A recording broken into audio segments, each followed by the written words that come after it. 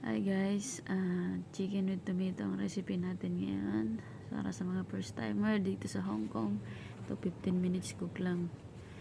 Wala kayo, ang basic lang nito. Yan, slice nyo lang yan into bite size or bahala ka na kung anong size. Pag marinate, yan, white pepper and then chicken powder.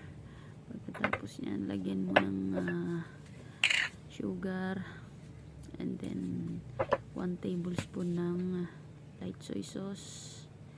Pagkatapos lagyan mo ng washing wine kung wala, di kahit kalamansi or suka or kahit wala na.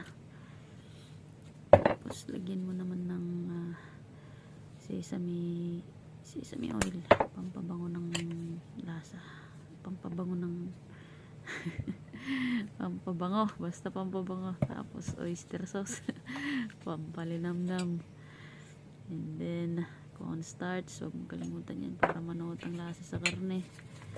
Tapos lamas-lamasin mo, rest mo lang yan ng 1 to 2 hours, and then ready mo na yung pangbansa mo.